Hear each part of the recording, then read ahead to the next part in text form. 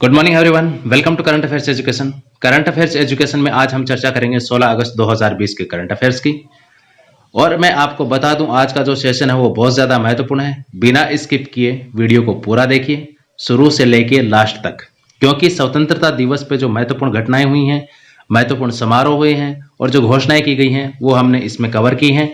इसके अलावा देश विदेश के अन्य जो करंट अफेयर्स हैं वो भी इसमें कवर किए गए हैं। चलिए शुरुआत करते हैं अंतिम सेशन के अभ्यास प्रश्न के साथ। फटाफट वीडियो को शेयर करके चैनल को सब्सक्राइब कर लीजिए ताकि आगे आने वाली कोई वीडियो मिस ना हो और आपके करंट अफेयर्स अच्छे से कवर हो सके। एक चीज और मैं आपको साथ में बता देता हूं, पिछले 2 दिन से तकनीकी वजहों से जो आपका कार्यक्रम है करंट अफेयर्स का, इसके वीडियो नहीं आए। सो मैं कोशिश करूंगा आज और कल, यानी सोमवार को वैसे छुट्टी रहती है हमारे कार्यक्रम की, लेकिन सोमवार को भी वीडियो आएगा और आज और कल में पीछे 2 दिन के जो छूटे हुए करंट अफेयर्स हैं वो मैं कवर कर लूंगा। सो आपको टेंशन लेने की जरूरी नहीं है, आपको पूरे करंट अफेयर्स वो मिलने वाले हैं। सबसे पहले देखिए अंतिम सेशन का अभ्यास प्रश्न। हमने आपसे पूछा था भारतीय अंतरिक्ष कार्यक्रम के जनक इसरो व IIM अहमदाबाद के प्रणेता के नाम से किसे जाना जाता है?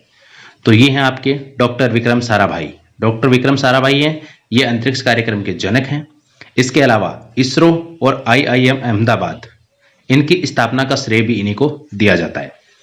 शुरुआत करते हैं आज के सेशन की। सबसे पहले देखिए 2 नाम आते हैं, महेंद्र सिंह धोनी और सुरेश रैना। दोनों ही महान क्रिकेटर थे, दोनों ने यहां पर अंतर्राष्ट्रीय क्रिकेट से संन्यास ले लिया है।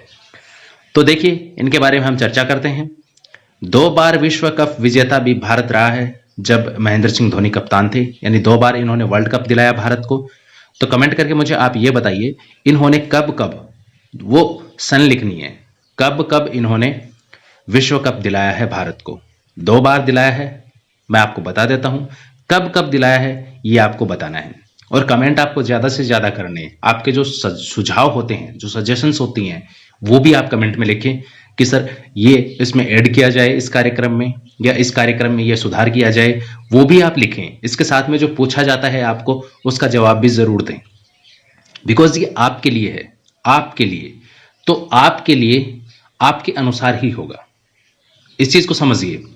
आपको सुविधा होनी चाहिए, यानी आपकी सुविधा के अनुसार ही इस कार्यक्रम को संचालित किया जाएगा। जो जो आप इसमें देखना चाहते हैं वो सब हम इसमें कवर करेंगे। सो इसके लिए आपके सुझाव जो है वो आमंत्रित है।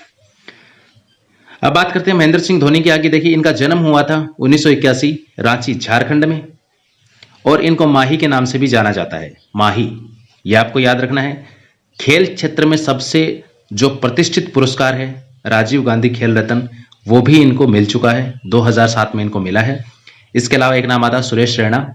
सुरेश रैना है, इन्होंने भी अंतर्राष्ट्रीय क्रिकेट से संन्यास ले लिया है। ये दोनों ही बैट्समैन थे, दोनों ही क्या थे? बैट्समैन थे। बैट्समैन के साथ में विकेट कीपिंग भी यहां पर करते थे आपके महेंद्र सिंह धोनी, इनका रोल था विकेट कीपर का। तो ये आपको याद रखना है। सुरेश रैना का जन्म हुआ था मुरादनगर में, मुरादनगर। ये आपके लिए इंपॉर्टेंट है एग्जाम पॉइंट ऑफ व्यू से। सो आप इसको अच्छे से ध्यान से देख लें, और नोट्स अगर बना रहे हैं तो बहुत अच्छी बात है, रिवीजन के लिए काम आएंगे। आगे देखिए, बिना स्किप किए पूरा देखना है, बिकॉज अभी जो आपको जानकारी मिलने वाली है मैं 100% गारंटी के साथ कह सकता हूं, यहां से 2 या 3 प्रश्न हर एग्जाम में पूछे जाएंगे। स्वतंत्रता दिवस विशेष यहां पर कवरेज है। देखिए अभी भारत में 74वां स्वतंत्रता दिवस है, वो मनाया गया। ठीक है, एक चीज मैं आपको यहां पर बता देना चाहूंगा, एक होता है स्वतंत्रता दिवस और एक होता है गणतंत्र दिवस। दोनों में झंडा फहराने की जो प्रक्रिया है वो अलग होती है। देखिए किस प्रकार से होती है, क्या आप मुझे बता सकते हैं? अगर आपको पता है तो आप वीडियो को देखने से पहले, आगे बढ़ने से पहले अभी पॉज करके कमेंट कीजिए कि दोनों के झंडा आरोहण में या जो ध्वज फहराया जाता है राष्ट्र ध्वज, उसमें क्या भिन्नता होती है, वो आप कमेंट करके मुझे बता सकते हैं। फिर आप सुनिए, मैं आपको बताता हूं। स्वतंत्रता दिवस पे यहां पे देखिए प्रधानमंत्री हैं, वो होते हैं, कौन होते हैं? प्रधानमंत्री होते हैं, और ये झंडारोहण करते हैं। झंडारोहण यानी इसमें क्या होता है, जो झंडा है वो रस्सी से ऊपर ले जाया जाता है और उसके बाद में उसको फहराया जाता है। ठीक है, ये होता है झंडारोहण, तो ये आपको याद रखना है। लेकिन गणतंत्र दिवस पे हैं वो राष्ट्रपति ध्वज फहराते हैं, उसको ध्वज फहराना कहते हैं। ये झंडा आरोहण होता है और वो ध्वज फहराना होता है। देखिए दोनों में अंतर ये है, स्वतंत्रता दिवस पे मैंने आपको बताया जैसे कि रस्सी से झंडे को ऊपर शीर्ष पे लेके जाया जाता है पोल के, और उसके बाद उसको खोलकर वहां पे फहराया जाता है। लेकिन गणतंत्र दिवस पे क्या होता है, गणतंत्र दिवस पे वो पहले से ऊपर बंधा हुआ होता है, केवल उसको फहराया जाता है। और ये काम कौन करते हैं, देश के राष्ट्रपति ये काम करते हैं। तो ये फर्क होता है झंडारोहण और ध्वज फहराने में, यह आपको ध्यान में रखना है। उसके बाद देखिए स्वतंत्रता दिवस पे इस बार विशेष क्या क्या है, 74वां जो स्वतंत्रता दिवस है वो मनाया गया, और इसके दौरान देखिए क्या क्या घोषणाएं की गई, कौन कौन से नई योजना शुरू की जाएगी, किस कार्यक्रम के तहत क्या कार्य किया जाएगा और क्या अब तक हो चुका, वो सारी यहाँ पर जानकारी दी गई है। विस्तृत रूप से अगर आप जानकारी चाहते हैं तो पीआईबी विजिट कर सकते हैं। मोस्ट जो चीजें हैं जो एग्जाम पॉइंट ऑफ व्यू से इंपॉर्टेंट है वो मैंने कवर की है। देखिए सबसे पहली बात, 1000 दिन में हर गांव को ओएफसी यानी कि ऑप्टिकल फाइबर केबल से जोड़ना यहाँ पर टारगेट रखा गया है कि आने वाले 1000 दिन में हम इस टारगेट को पूरा करेंगे। इसके अलावा लक्षद्वीप को 1000 दिन में ओएफसी से जोड़ा जाएगा। तीसरा पॉइंट, नेशनल इंफ्रास्ट्रक्चर पाइपलाइन है प्रोजेक्ट, उसके ऊपर 110 लाख करोड़ रुपए खर्च होंगे जो देश की विकास में बहुत बड़ी भागीदारी निभाने वाला है। इसके अलावा चौथा जो पॉइंट है important, national digital health mission की यहाँ पे शुरुआत की गई इसी दिन। ये तारीख याद रखनी है खास तौर पे, नेशनल डिजिटल हेल्थ मिशन है 15 अगस्त 2020 को शुरू किया गया। और इसके तहत क्या होगा, प्रत्येक भारतीय को हेल्थ आईडी दी जाएगी। जिस प्रकार से वोटर आईडी होती है, आधार आईडी होती है, उसी प्रकार से यहाँ पर हेल्थ आईडी दी जाएगी। पांचवा पॉइंट, आत्मनिर्भर भारत मेल सेल का उद्घाटन। आत्मनिर्भर भारत सेल का उद्घाटन ये कहाँ किया गया, ये प्रकाश जावड़ेकर ने किया है बाबा साहेब अंबेडकर टेक्नोलॉजिकल विश्वविद्यालय में, नई दिल्ली में। ठीक है। छठा जो पॉइंट है इंपॉर्टेंट वो कौन सा, देखिए 926 पुलिस कर्मियों को पदक से सम्मानित किया गया है, जिसमें से वीरता के पुलिस पदक हैं 215, राष्ट्रपति के पुलिस पदक हैं 80 और नॉर्मल जो पुलिस पदक होते हैं वो हैं 631। तो कुल 926 पुलिस कर्मियों को यहाँ से पदक से सम्मानित किया गया है।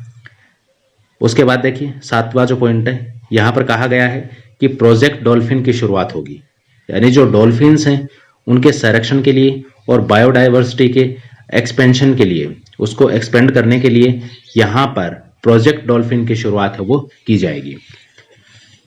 उसके बाद आगे बढ़ते हैं, अगला पॉइंट है अपना यूपी संजना। ये कौन है, देखिए चेन्नई तमिलनाडु से हैं और इन्होंने एक वर्ल्ड रिकॉर्ड बनाया है। कौन सा, 111 तीर, ध्यान से सुनिएगा, 111 तीर 13 मिनट 15 सेकंड में इन्होंने चलाए हैं।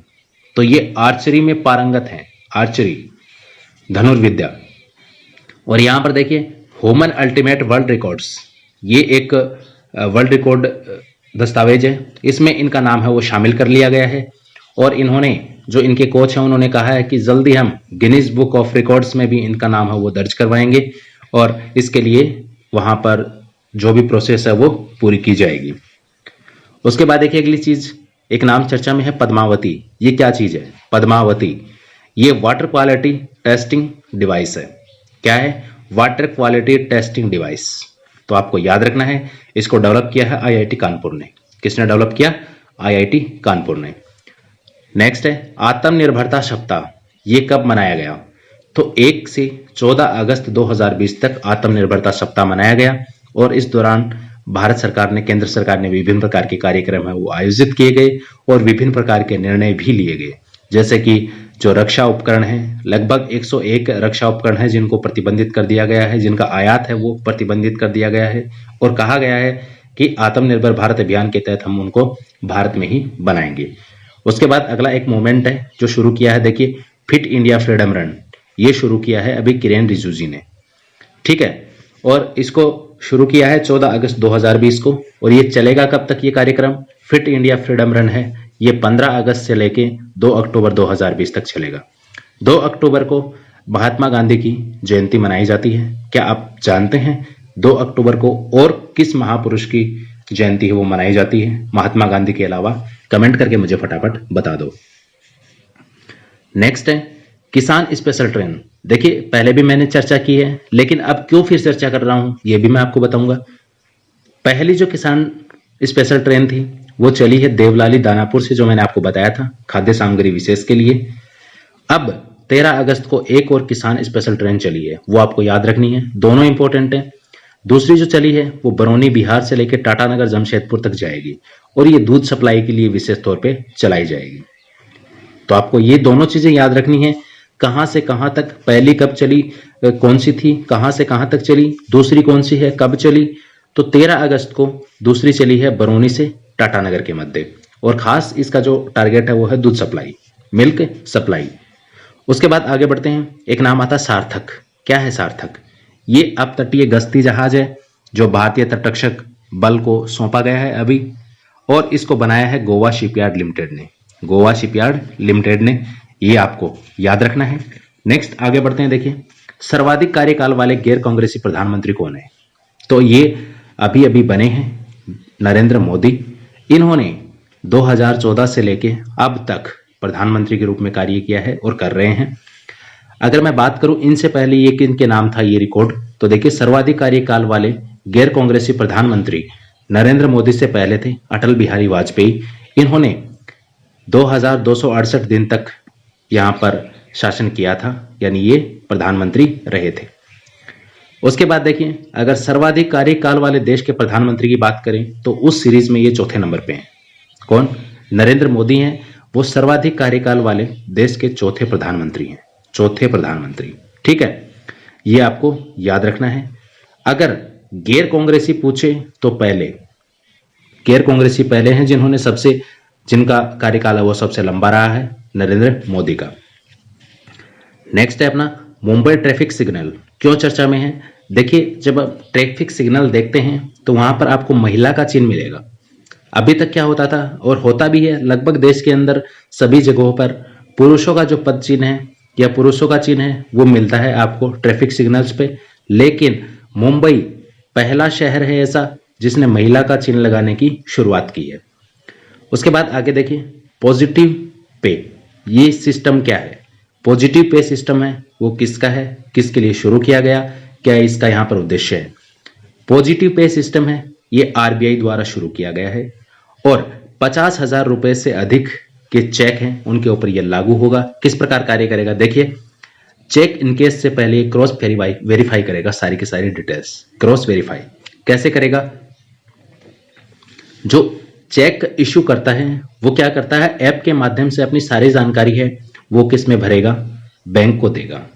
उसके बाद में जो चेक जमा करवाएगा, जिसको चेक जारी करना है, तो वो भी वहां पे जानकारी देता है। अगर चेक की डिटेल्स और चेक इश्यू करने वाले द्वारा दी गई डिटेल्स दोनों में थोड़ा बहुत भी अगर डिफरेंस होगा तो वो सारा का सारा है यहाँ पे देखा जाएगा और उसको कैंसिल कर दिया जाएगा। वो चेक है वो आगे इनकेस नहीं होगा।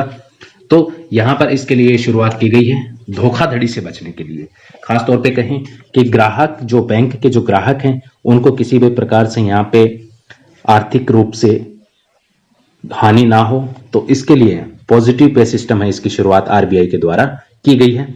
सो आज की सेशन में इतना ही। बाकी जो बचे करंट अफेयर्स हैं पिछले 2 दिन के, उनमें से कुछ मैंने यहाँ पर कवर किए हैं और कुछ आने वाले सेशन में मैं क्लियर करूंगा। सोमवार को वैसे छुट्टी रहती है, लेकिन कल है वो करंट अफेयर्स का वीडियो आएगा।